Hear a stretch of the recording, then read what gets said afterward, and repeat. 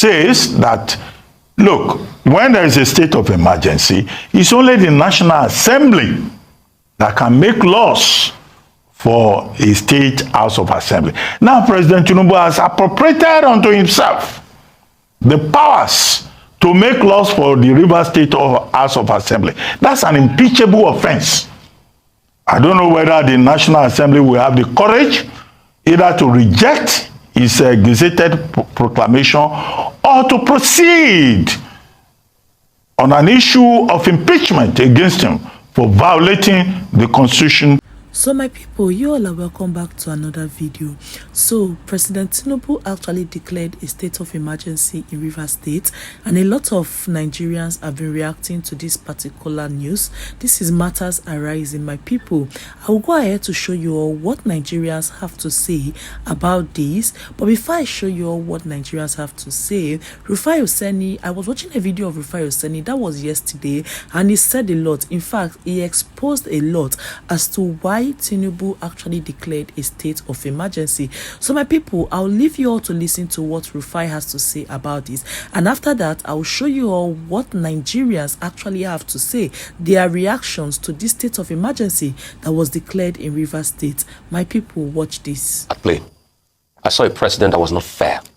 That's what I saw yesterday, and I'm going to be hard with the truth today. I'm not saying this because of us. I'm saying this because of our democracy. It's time we stop making this a demonstration of grace. All the legal minds have spoken about it extensively. The last state of emergency had in this country, in fact, I think it was the National Assembly that called the attention of the president to that you don't need to suspend the governor. And it was kept in place.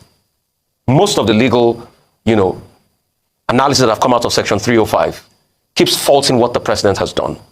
But you see, this case is peculiar because, please, you will humor me to think that this National Assembly will be able to call the president to order when they need to vote on it, when they need to get 2/3 on it. This rubber stamp National Assembly, this National Assembly that can't even investigate a case of sexual harassment, this National Assembly that is so high-handed in its own regard towards its own members. Is it this National Assembly? If you believe that this National Assembly will go ahead and make a strong footing and make a strong showing against President Tinubu, then you will be so gullible to think that osmosis is the name of a Turkish footballer. Not this National Assembly, because they met yesterday with the president, the principal officers, before this was agreed. So it's a political ploy. Coming to the part of unfairness, I saw a lot of half-truths in the president's speech yesterday. Fubara has not made attempts to ensure that the Supreme Court ruling was implemented, but we saw when he went to the House, we saw the game the legislature in Rivers State had been playing. We saw those games, but the president was not fair in the first place because he took sides with Wike. And that's why the likes of Atedo Peter started asking, is there anything more between President Tinubu and Wike this morning? He can't call a spade a spade. He can't call Wike to order. The same President Tinubu did not see where Wike was threatening the Ijaw ethnic nationality and say, what would they do? The same President Tinubu didn't see all of this. But anyway, what do I expect? It's under President Tinubu's watch that we had 2 speakers in Lagos. It's under President Tinubu's watch we had a disarray in Osun State House of Assembly. You've had political suicides everywhere. But in all of this, he heaped all of the blame on Fubara when we know the real actors in this matter. And like Ebo Adegboruwa was saying this morning, it was part of a grand ploy. Let's call it spade a spade. It was part of a grand ploy. The idea was to remove Fubara in the first place. So they had looked for ways. Why was it that all of a sudden, it was yesterday that they served the impeachment notice, that they wrote out the things Fubara had done, and then the president read out the state of emergency. And when you check the state of emergency speech, most of the things enunciated in the state of emergency speech were the things the lawmakers had enunciated in Rivers. So why did it happen all of a sudden? Fela sang a song many years ago. He called it Power Show. I open my eyes and I see for my country. Power show. But please, people that do the power show must remember power is transient. No matter, even if you do 8 years, it will not be there forever. Isn't it shocking that the same president that condemned state of emergency, that was a hero then, has now reneged on everything he condemns? All right. It's a sad day for democracy. All right, Dr. Abati. Okay, very quickly. Let me first come in from an interpretation of the Constitution, which the president himself highlighted. He said he was acting within the purview of Section 305 of the Constitution. Section 305 of the Constitution explains the circumstances under which the president shall declare a state of emergency. And the conditions are properly stated. If the country is facing a threat of war or imminent war, is Nigeria facing the threat of war? in Rivers State. That's one question. It also talks about, a situation whereby something could happen in any part of the federation where, Nigeria could find itself in a chaotic situation. The president is required to act. Number 3, where the governor in that particular state does not immediately respond, to the crisis situation and does not approach the president to act in the national interest. So those conditions are properly spelled out. However, that same section 305 says that the president, will give a proclamation which will be gazetted, and then will go to the National Assembly. And the National Assembly, if it's in session within, 48 hours, would act. If it's in recess within 10 days, will act. If the National Assembly does not consider that particular proclamation, gazetted proclamation, valid, then it will vote otherwise. 2/3 majority of the two houses, the Senate and the House of Representatives, and if that happens, the decision is abated. Okay? Now, because we are constrained by time, let me now say that Section 305, which the president quoted, is the operative principle. Now, let's look at what the president said. I think that the president has violated the Constitution, even within the purview of Section 305. And he has violated the Constitution because he was not properly advised to respect that section of the Constitution. In what regard did he violate that section of the Constitution? In fact, he acted as a dictator by saying that the administrator that he has appointed can make regulations and laws will be made for the Rivers State House of Assembly henceforth by the Federal Executive Council. The Federal Executive Council does not have such powers.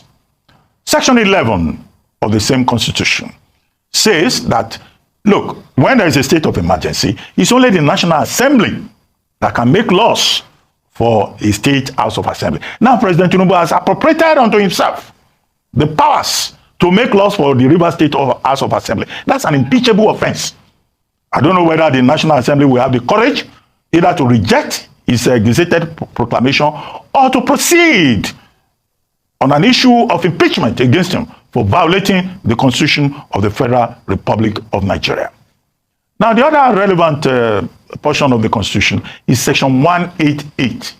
Section 188 of the Constitution spells out how a governor can be removed from office. A governor cannot be removed from office by the proclamation of the President of Nigeria.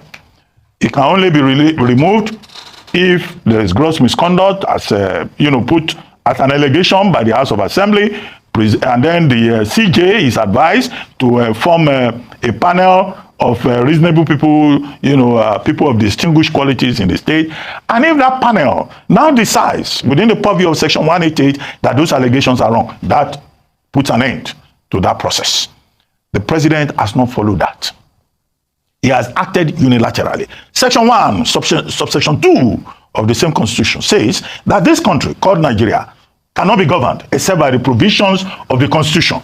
There is no provision in the 1999 Constitution that says that the president of Nigeria can unilaterally remove a governor, remove the deputy governor, remove the legislature of a state in Nigeria. So that again proves that this is a violation of the Constitution. I go to the third leg of my analysis, which is to say that who advised the president?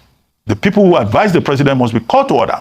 Lateef Fagbemi, SAN, is a very distinguished lawyer. I don't understand how Lateef Fagbemi, SAN, arrived at this advice. And I also say that retired Vice Admiral Ibakete Ibas, if he's a patriot and a citizen, he must reject this appointment, making him sole administrator of Rivers State, because it is a wrong appointment and his own integrity has been called to order. Whatever may be the motivations, he must act as a citizen and issue a statement forthwith to say that he will not be party to the violation of the Constitution. Now, what argument are they putting up? It has been said that, Obasanjo did this when he was president. After all, he removed the Dari in Plateau, he removed the Fayose in Ekiti. Look, at that time, Akinwumi Jimi, SAN, who was Attorney General, was relying, I think, on the 1960 Constitution. The explanation that he offered, that the 1960 Constitution and the emergency, the Declaration of State Emergency Act of 1961, allowed the federal government to remove a governor or remove a legislature. Now, it was wrong. Because at the time he was making that statement, with due respect, The operative law in Nigeria was, either it was the 1999 Constitution. So Akinolujimi saying it was a 1960 Constitution, 1961 Declaration of Emergency Act was just using political expediency to justify the illegality that President Obasanjo engaged in. And people who are quoting the Obasanjo president must realize that an armed robber cannot say that because one armed robber got away with it, so you also have a right to commit armed robbery. That is wrong. The second point that I would like to make, again with due respect, is that people have been referring to the Jonathan period, that Jonathan declared a state of emergency in about 3 states of the Federation, Adamawa, Borno, I think Yobe. Now, that argument has been settled by Mohammed Bello Aduke, who was Attorney General of that time, in his book, The Burden of Service. I don't remember the specific pages. But as a reviewer of that book, I reviewed that book on the back page of this. I recall that Mohammed Aduke argued that there's nowhere in the Constitution that the president is empowered, that's 1999 Constitution, that the president is empowered to remove a sitting governor or remove a sitting House of Assembly. And that was why under President Jonathan, no governor was removed, no deputy governor was removed, no state House of Assembly was sacked, no local government chairman was even removed in those 3 states. So the people who are just making argument about president, no, they are speaking out of ignorance. And I recommend Aduke's book for them to find that explanation. Having dealt with the legal framework of this conundrum in which we have found ourselves yesterday, I wrote a piece, back page of this day newspaper, in which I said President Tinubu should take charge of the situation in Rivers. I was reminding him of the crisis in the Western region, First Republic, the Wild West, 1962, the crisis between Adigbenro and Akintola, and when Tafawa Balewa, appointed Emaje Kudumi as sole administrator. The 1960 Constitution allowed Tafawa Balewa to so act. But I said President Tinubu should not allow history to repeat itself. I expected that in intervening, even despite the fact that there have been violations of the pipelines and your youth congress is saying they will sabotage Nigeria economically, I expected President Tinubu to still act within the province of the law. And that's why I say he has been misadvised. And I think Vice Admiral Ibok Iteibas should not take this appointment. I also think that the National Assembly should reject this proclamation if it is so presented and not act within its reputation as a rubber stamp National Assembly. The president should be properly advised so that we can have peace in this environment. That's the watchword peace, and that's why the president has said he has had to take this very difficult decision to declare a state of emergency in Rivers State in the interest of peace and to promote law and order. In terms of the National Assembly, they have said that they will be meeting today to deliberate and to whether pass the motion or not. All eyes will then be on the opposition. We have to remember that the APC has a very small margin of majority in both houses, in the House of Representatives and the Senate. So let's see if we will now hear the voice of the opposition loudly as their leaders have come out, including Atiku Abubakar, Chief Bode George, the PDP in itself have come out to condemn this move by the president, saying that it is unconstitutional. Absolutely. The NBA has also written an initial response to the declaration of a state of emergency, also saying that it is unconstitutional, citing the reasons given in Section 305 of the Constitution as not having been met, questioning whether or not Rivers State is in that state where it would fit into not the areas that have been determined for the declaration of a state of emergency by the president. But I think just to clarify something, Dr. Abati, Vice Admiral Ibas, the president had said that he would not be able to make laws or regulations that will be subject to FEC approval. So it's regulations that Vice Admiral Ibas makes that will be subject to approval by the FEC. Well, the FEC is not a lawmaking body. Yeah. So it's regulations. So in terms of being biased, yesterday, some people criticized that speech by the president, saying that unfortunately a lot of the things he said, and I think Rufai already alluded to this, were put at the doorstep of the governor. That's Governor Sim Fubara, saying that despite efforts he had made to try to bring parties together, Fubara hadn't made any attempts. But the statement released by Governor Fubara this morning actually speaks contrary to that. And we have followed very closely the crisis in Rivers State since 2023, just a few months after Governor Fubara was sworn into office, where at many points, when that meeting was had between him and the minister of the FCT, Nyesom Wike, he had gone ahead to begin to implement some of the agreements. But then he said that the lawmakers reneged on the agreements, and so he had to pull back as well. With the Supreme Court ruling, the president also cited, Governor Fubara had also demonstrated good faith in the way that he had wanted to dialogue. We saw the letter we cited the letter that he had written to invite the lawmakers. They refused and said he should come to them. He went to the complex and they said they were meeting with him. In fact, they said many of his attempts at some form of resolution had been rebuffed a number of times by the lawmakers. So it's interesting that the president did not in any way acknowledge any of those things, rather said, quoting the Supreme Court, that he was a despot. And I thought that was quite a strong word to use for the governor. Despot, a tyrant, a dictator, an authoritarian by collapsing the House of Assembly in the state. That doesn't seem to fit with the governor's person in terms of the actions he has taken so far in trying to resolve. He also said that since the demolition of the House of Assembly, nothing has been done to either begin to rebuild, and he had exacerbated the issue. But the truth is that the governor provided a temporary structure for the lawmakers to meet and deliberate until they were able to build or to rebuild the state House of Assembly. So a number of things there seem to make it seem or prove that the president was quite partisan. Now, as we've often talked about, it's difficult to play in a space or arbitrate when you're already taking a side. Not one mention of the role that the minister of the FCT played in all of this. Beyond that, what a number of people have opined, and I do agree with this, is that a lot of calls have been made to the president to rein in his minister. That would have been easier than if instituting or going with the Section 305, because the minister serves at the pleasure of the president. He's an appointee of the president. He's not an elected official. Just by reining him in, we might not have gotten to this point where the level of crisis in Rivers State has reached this height. And so the question again this morning is that, having made this announcement, what will he then say about the actions of his own minister, who has been a chief instigator in what has been happening in Rivers State? Beyond that is also to talk about the fact that this sets a bad precedent. I used the word militarized democracy a few days ago with regards to what we seem to be practicing in Nigeria today. What we do not want to fall into is a democracy where it seems like a lot of things are happening unilaterally, and there doesn't seem to be a respect for the rule of law, especially the Constitution, which is the ground for all that to do, is a holy grail for what happens in this nation called Nigeria. If the president himself is seen to be violating the conditions of the Constitution, it doesn't all go well at all for this democracy or for Nigeria as a nation. And so the conversation still continues. Yes. Ayo, if Nigeria suddenly faces a threat and there's some chaos affecting the country, will the president remove himself from office? Exactly. So he can suspend the will he declare a state of emergency that removes himself from office and appoint a sole administrator to take over Nigeria? Mutatis mutandis. Yes, I think he can suspend the elected governor and his deputy. The president and his deputy should also be able to face suspension if there's a state of emergency. Omo, things they happen, my people. Things they really happen. When I hear the statement where Dr. Abati make, some Nigerians are of the opinion that after all the bohaha happening in Nigeria, say Tinubu should impeach himself. But my people, wetin una think say make he impeach himself, because a lot of things they happen for Nigeria at a point that they be like, what a country, what a country. My people, abeg, please leave your thoughts in the comment section. Maybe we know wetin una think. Make una not forget to subscribe for more. As now here we dey digest every Nigerian news and wetin dey trend for Nigeria and Biafra land. I go see una for my next video. Bye for now.